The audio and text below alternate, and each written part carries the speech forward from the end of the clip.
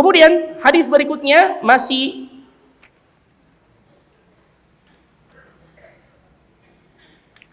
lanjutan dari hadis tentang zammud dunia, yaitu larangan untuk kemudian kita tertipu dengan kehidupan dunia. Dari sahabat yang mulia Abdullah bin Umar radhiyallahu anhuma qala, beliau berkata, akhadha Rasulullah sallallahu alaihi wasallam bimankibai, Nabi sallallahu alaihi wasallam pernah memegang kedua bahuku. Ya. Jadi Nabi sallallahu alaihi wasallam memegang bahu Abdullah bin Umar radhiyallahu anhuma. Di mana Nabi sallallahu alaihi wasallam ingin Abdullah bin Umar menyimak dengan baik apa nasihat yang hendak beliau sampaikan. Dan terkadang Nabi banyak melakukan hal yang seperti itu. Misalnya ketika beliau menasihati Abdullah bin Mas'ud radhiyallahu anhu, Abdullah bin Mas'ud mengatakan, akhadha kaffayya bi kaffayhi. Nabi sallallahu alaihi wasallam memegang telapak tanganku dengan kedua telapak tangan beliau. Ini untuk kemudian memancing perhatiannya. Karena biasa ada orang dinasihati, jasadnya ada bersama dengan kita, namun hatinya melayang-layang. Betul atau tidak? Ya. Jadi Ibnu Umar mengatakan Nabi SAW memegang kedua pundakku, kedua bahuku. Ya. Dan ini juga adalah dalil akan ketawaduan Nabi SAW, yang mana kita tahu Ibnu Umar ini termasuk sahabat yang sangat belia usianya. Abdullah bin Umar radhiyallahu anhuma, Abdullah bin Abbas radhiyallahu anhuma, yang mereka ini adalah para pemuda yang masih sangat belia yang ada di sekitar Rasulullah sallallahu alaihi wasallam. Ternyata Nabi sallallahu alaihi wasallam memberikan nasihat kepada beliau. Dan juga nasihat untuk kita semua. Apa kata Nabi? Kun fid dunya. Hiduplah engkau di dunia ka'annaka gharibun. Seakan engkau adalah seorang yang asing. Ya. Atau abiru sabil, orang yang sekedar lewat. Subhanallah. Coba kita lihat Nabi SAW memberikan nasihat untuk kita semua agar sikap kita di dunia ini seakan-akan kita adalah seorang yang asing. Ya, orang yang asing itu, Bapak Ibu saudara-saudara sekalian dan kita biasa kalau bepergian ke satu tempat, ya, misalkan keluar daerah, apakah kemudian kita berniat misalnya di daerah itu untuk membangun rumah, ya, atau katakanlah kita ya berpikir untuk misalkan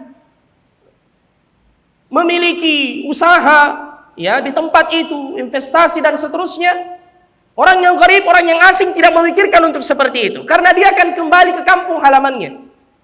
Bahkan mungkin perbekalan yang ia bawa hanya sekedar ya ketika berapa lama dia tinggal di tempat itu. Dan inilah yang kemudian diperintahkan oleh Nabi Sallallahu Alaihi Wasallam untuk kita menyikapi dunia yang fana ini. Bahkan lebih kurang dari sebagai seorang asing. Nabi mengatakan awabiru sabil, atau orang yang sekedar lewat. Ya, bayangkan ini lebih ringkas lagi, awabiru sabil. Makanya abiru sabil ini disebut dengan ibnus sabil, anak jalanan, ya, atau anak jalan. Apa maksudnya? Cuma singgah sebentar, sejenak.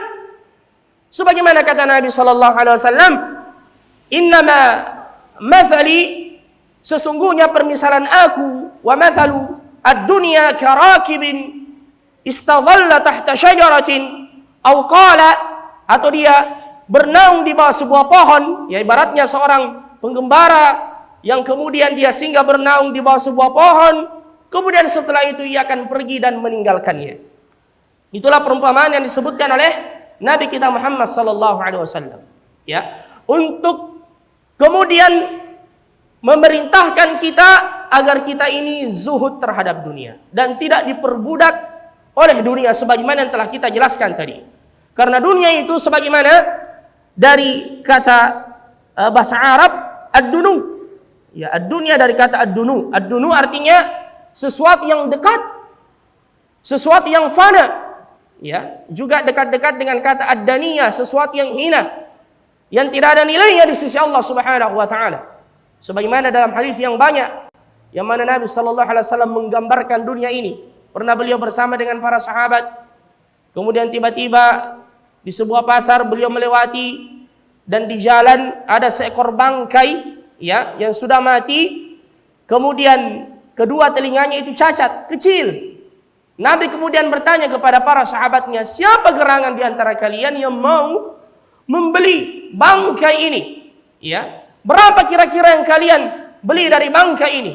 Maukah kalian membelinya walaupun dengan 1 dirham? Sahabat mengatakan, ya Rasulullah, andaikan pun ya hewan ini hidup, dia adalah ya hewan yang cacat. Tidak ada orang yang mau membelinya. Apalagi sudah cacat, mati, bangkai, ya Rasulullah. Apa kata Nabi sallallahu alaihi wasallam? Wallahi, demi Allah, tidaklah dunia ini lebih berharga di sisi Allah dari bangkai ini, kata Rasulullah sallallahu alaihi wasallam. Tidaklah dunia yang orang-orang kemudian bahkan banyak yang menghalalkan segala macam cara untuk mendapatkannya, kemudian saling bertikai dan berkelahi untuk memperebutkannya, sebagaimana yang kita lihat sekarang ini. Kekuasaan, pangkat, jabatan, harta benda yang sampai ke pengadilan diperkarakan, bahkan ada anak yang menggugat bapaknya dan ada saudara yang putus hubungan dengan saudaranya hanya gara-gara dunia. Ya ikhwal karim, ketahuilah apa yang kita perebutkan dan yang kita pertengkarkan itu di sisi Allah tidaklah lebih bernilai dari seekor bangkai binatang yang cacat, sebagaimana kata Nabi sallallahu alaihi wasallam.